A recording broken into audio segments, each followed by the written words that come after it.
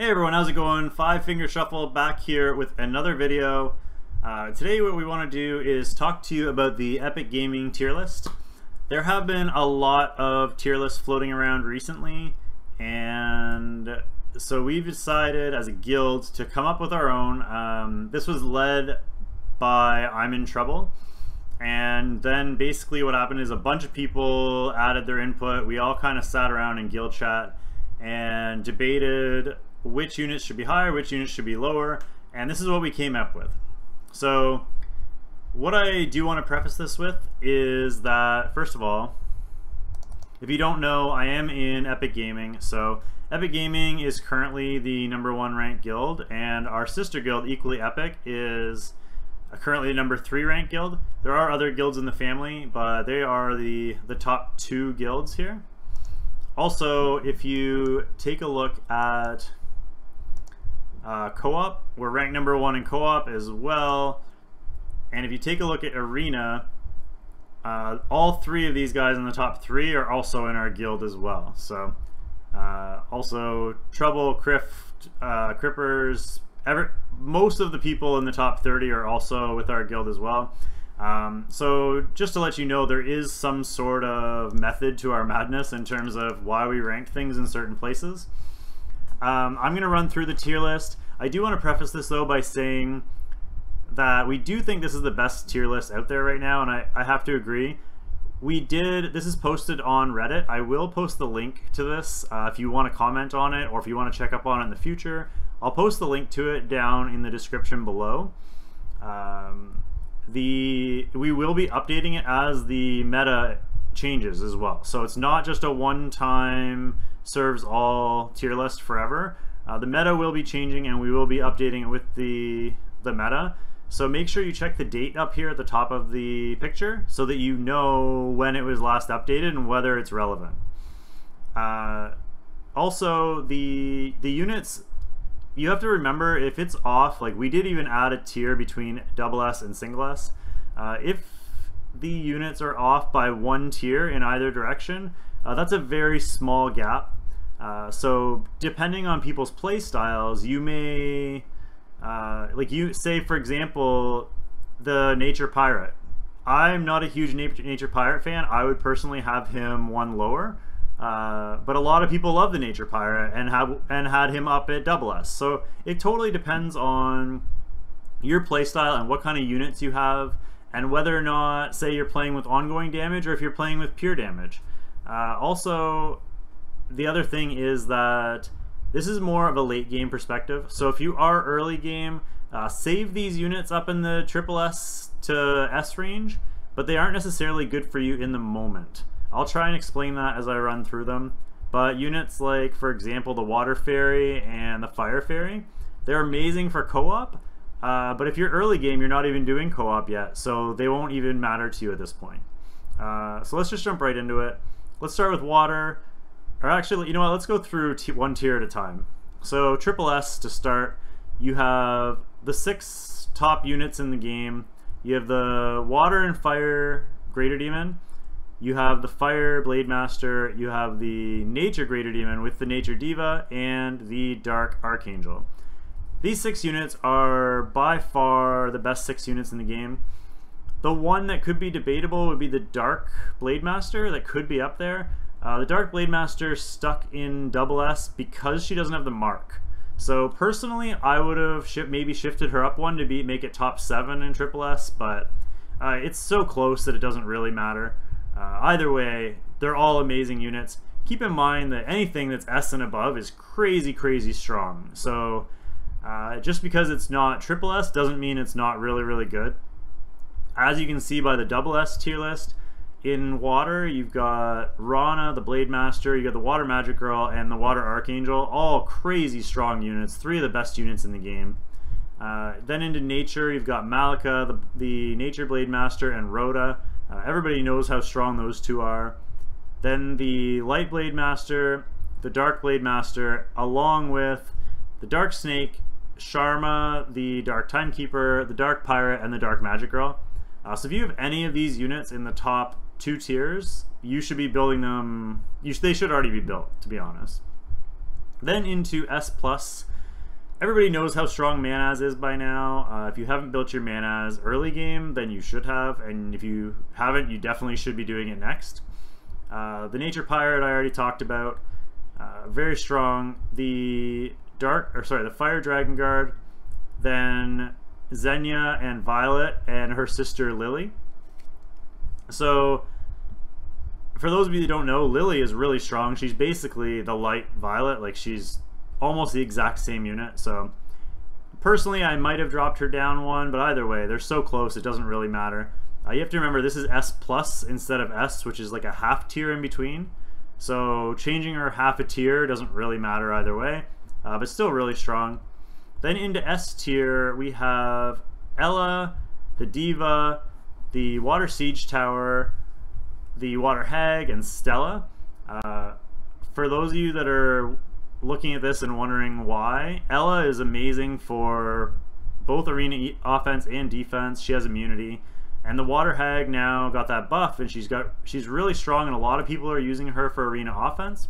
Also, same with Stella. I did a video on Stella a few months ago, and a lot of people didn't really listen to me about how strong she was, but now her and the light one, Gamma, who's over here also in S tier, are both being used a lot by late game players because the nuke is just so strong.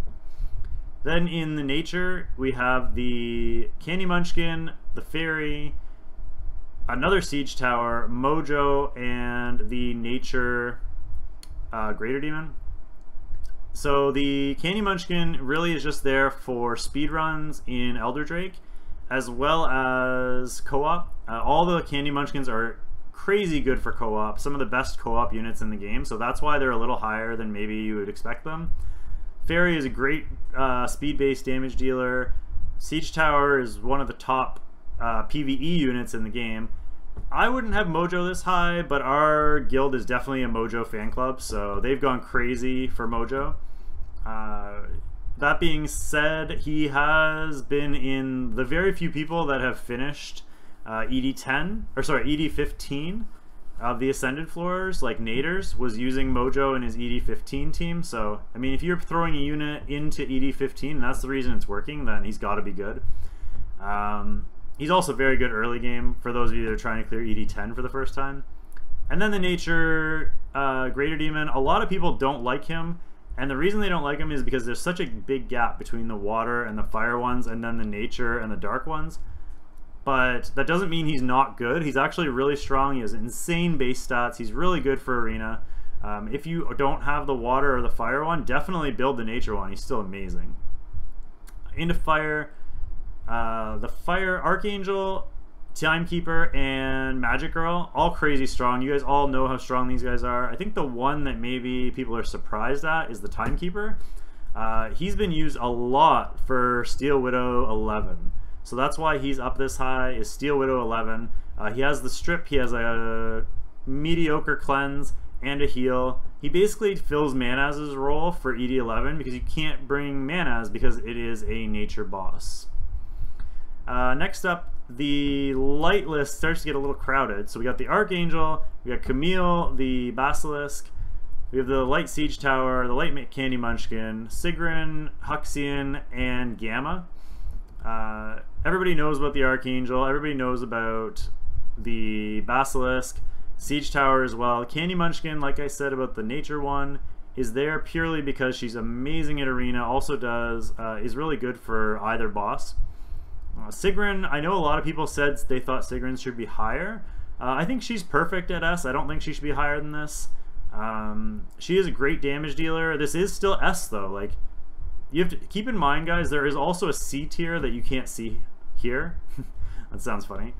C tier that you can't see here. So all the other units, like there's another 100 units that are in the C tier. So just because it's in S tier doesn't mean it's a mediocre unit. I would say anything A plus or even A and above is still really, really strong. So these are just the top units in the game that are on this list. All the like bad units are not even on the list at all. So just keep that in mind. This doesn't mean she's bad, it means she's still amazing. It just is like the people above it are better damage dealers.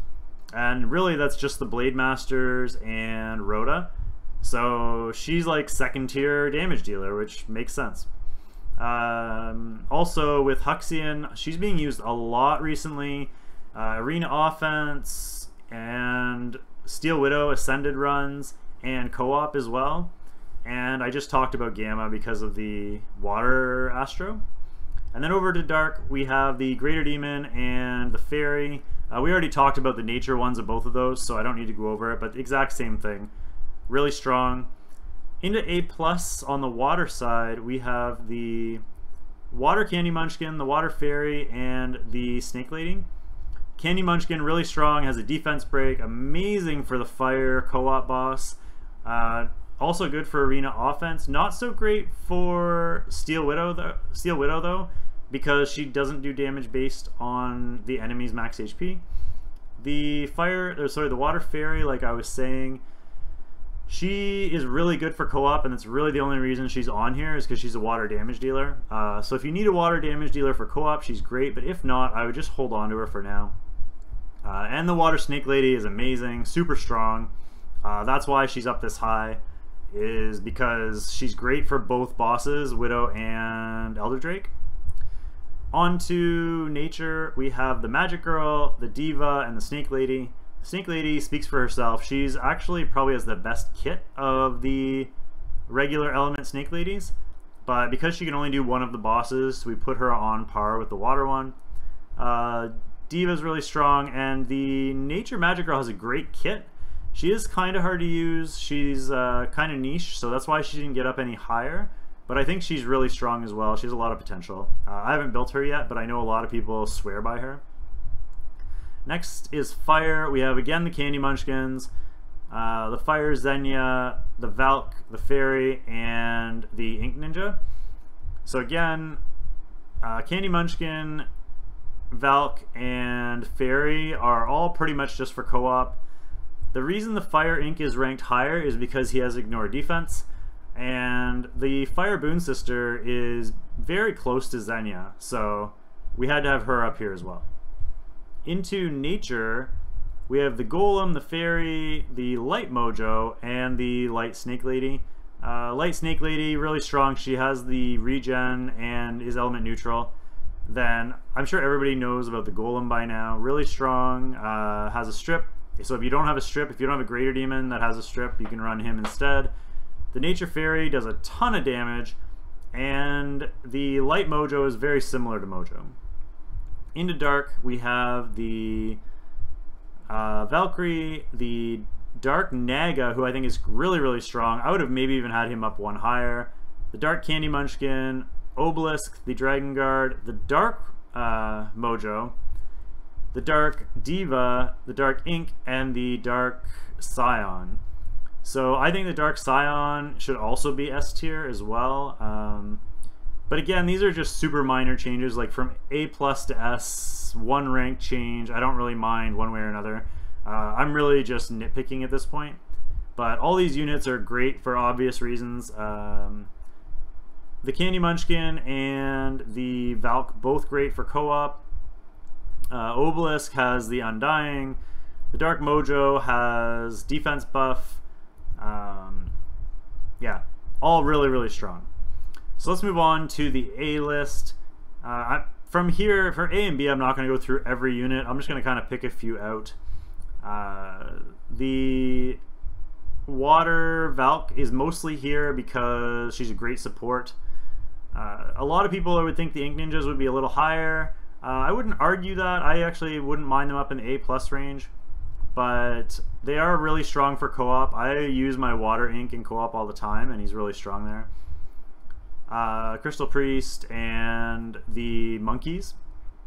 And then the Nature Scion. I think the Nature Scion is crazy. He does probably some of the biggest damage in the game. I was running a Golden Bull team earlier tonight on stream, and I ran him with the Nature Blade Master and Rhoda with a pirate, and he did like 100k more damage than the Blade Master. It was crazy. Same with the Ink Ninja, big damage. I'm not so sure about the Archangel. I maybe would have had him a little lower, and then the Monkey. Then, I mean, the fire ones are all pretty standard. You guys know about them. Nature as well. The ones that stand out to me are the Esper, who I think is quite good, and the Scion as well. The Light Shark is interesting. I know not a lot of people have played with him yet, but he has some potential if you can get him to work. He's the only champ in the game with the legendary Mortal Wounds debuff, so I know a lot of people have been playing with him. And then over on the dark side, really nothing to note other than the Dark Zircon, who's getting a lot of attention recently. I've seen a lot of people, I think from Epic, running him because he has immunity. So if you don't want to build Garai, the Water Basilisk, you can build the Dark Zircon. Then down in the B tier, not really much to say here. I guess the Naga is probably the best of these. The Scion also does big damage. On to Nature. I think the Nature Naga is also really good here. In Fire, I really don't like the Fire ones. I guess if I had to pick one, it would be the Esper would be the best one of the bunch. I feel like she has a lot of potential. On to the light side, I'm currently trying to build the light Scanned Warlord, but really that's it for light. Not a big fan of those light monsters. And then same with dark. A lot of people like the Dark Fox, but she's fallen off a lot recently. She's not nearly as useful as she used to be. So yeah, that is it for the tier list, guys. If you have any questions or you want to just leave your opinion down below, then please do. Hopefully this helps you guys out. Keep in mind that, you know, only one tier is hard to argue because it's so close and everybody has different play styles. So it's really not, you know, just because it's not where you would put it, and just even with me, like I told you, a lot of places, a lot of units I would have maybe one up, one down, but that's based on my play style. This is based on an entire guild, so I didn't make the list just myself. It was everybody's opinion from the entire guild. So keep that in mind when you are leaving your comments below. Please try and be constructive. I know a lot of people may not like it, but we did try our best to put something together that would help the entire community. And we are going to keep it updated, so keep that in mind. Just an update on the giveaway video. It looks like it's probably going to be on the 22nd, which is 10 days from now. We are up to 446 followers, I believe, so we only need 54 more on Twitch. Also, we passed 400 followers on YouTube, so thank you so much for that. So as soon as we get to 500 followers, I will be able to set that date for you in stone. I just have to confirm it with Sean from Gameloft. But we do have 17 giveaways lined up already for that stream. It will be a 12-hour stream, so looking forward to it. Hope you guys are too. If you aren't already subscribed to the channel, please do. Also, if you aren't following the Twitch channel, please help us go and get there faster. The Twitch channel is twitch.tv/5fingershuffle. I will leave the link for that down below as well. I hope you have a great day. I hope this video helped you out. I'm looking forward to reading your comments, and I will see you in the next one. Bye, guys.